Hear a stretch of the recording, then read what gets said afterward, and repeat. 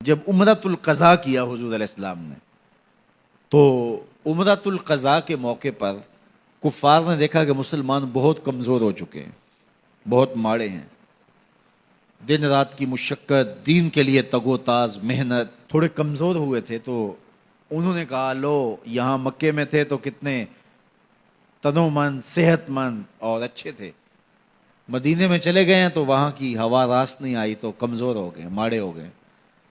تو حضور علیہ السلام نے صحابہ کو جب طواف کرو تو پہلے 3 چکر رمل کے طور پہ جو ہے وہ کندھے اچکا کے، جس اکھاڑے میں پہلوان نہیں چلتا چھوٹے چھوٹے قدم بھرتے ہوئے، کہا پہلے 3 چکر یوں لگاؤ تاکہ ان کو بتاؤ کہ ہم ماڑے نہیں، ہم تگڑے ہیں۔ اللہ اکبر۔ تو پہلے 3 چکر کفار کو جلانے کے لیے اور پھر دوسرے 4 چکر رب کو منانے کے لیے۔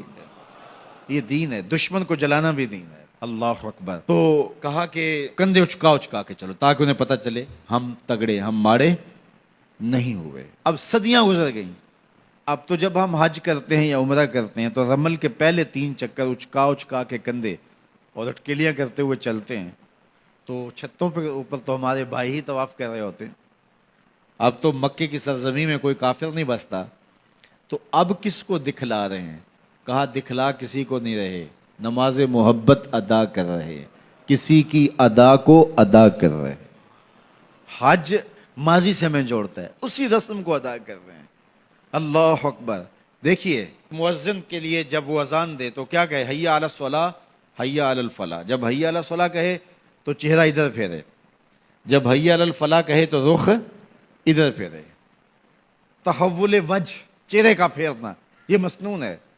کیوں؟ اس لیے کہ اذان جب دے رہا ہے وہ چھت پہ کھڑا ہے، حضرت بلال حبشی ایک انصاری صحابیہ کے چھت پہ، اونچا چھت تھا، اس پہ کھڑے ہو کر کے جو ہے وہ اذان دیا کرتے تھے۔ پھر اس کے بعد یہ میزانہ، مینار جس کہتے ہیں، اس کو عربی میں کہتے ہیں میزانہ۔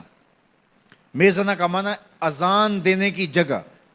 یہ اب منار بطور علامت بنائے جاتے ہیں، وہ یاد تازہ کر لی جاتی ہے ماضی کی، اور مینار کا اب مقصد وہ نہیں رہا، صرف اس یاد کو باقی رکھا گیا ہے۔ تو یہ میزانہ، اذان دینے کی جگہ، اونچی جگہ پہ کھڑے ہو جاؤ، پوری بستی میں اذان کی آواز جائے۔ تو حی علی الصلاۃ اور حی علی الفلاح پر دائیں اور بائیں آپ رخ پھیریں۔ اس کا کیا مطلب کہ جو ادھر کے لوگ ہیں ان کو بھی آواز چلی جائے اور جو ادھر کے لوگ ہیں ان کو بھی آواز چلی جائے۔ یہ تو مقصد تھا تحویل الوجہ کا، چہرہ پھیرنے کا۔ اور آج جب لاؤڈ سپیکر کے سامنے ہم کھڑے ہو کے اذان دیتے ہیں تو اگر دوسری جانب چہرہ پھیریں گے تو مائک سے تھوڑا سا منہ ہٹ جائے گا، آواز تھوڑی سی کم ہو جائے گی۔ تو اب تو بظاہر منہ سیدھا رکھ کے جو ہے وہ آواز دینے میں اور حی علی الصلاۃ، حی علی الفلاح پڑھنے میں فائدہ ہے، لیکن اس کے باوجود بھی آپ مائکروفون کے سامنے کھڑے ہیں، اذان دے رہے ہیں، پھر بھی رخ پھیریں گے۔ یار ادھر والوں کو پہنچانا آواز تو آپ کا مقصود نہیں، وہ تو یہاں زیادہ جاتی ہے۔ کہا کہ ہم تو یار کی ادا کو ادا کر رہے ہیں۔ تو ماضی سے ہمیں جوڑتا ہے حج، پورا حج دیکھ لیجئے۔ یہ چاہے زمزم پہ آنا، یہ صفا مروہ کی دوڑیں، یہ ملتزم سے لپٹنا، یہ مقام ابراہیم پہ آنا، یہ حجر اسود کو چومنا۔ یار انسان ہو کے پتھر کو چوم رہا ہے؟ مجھے یہ بتائیے، اسلام نے پتھروں سے دور نہیں کیا، لیکن حجر اسود پتھر ہے، اس کے نیڑے کیا جا رہا ہے۔ مقام ابراہیم پتھر ہے، اس کے نیڑے کیا جا رہا ہے۔ کہ ابراہیم علیہ السلام جہاں کھڑے ہوئے ہیں اس جگہ کو مصلی بنا لو، جائے نماز بنا لو۔ مالک تو پتھروں سے دور ہٹاتا ہے اور یہاں سر جھکانے کے لیے کہتا ہے۔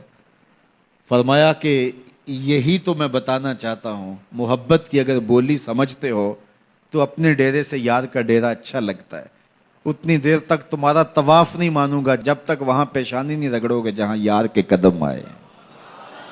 اللہ کے گھر کا طواف کر لیا، کسر باقی نہیں رہی، لیکن کہا کہ قبول تب ہوگا جب 2 رکعتیں پڑھو گے۔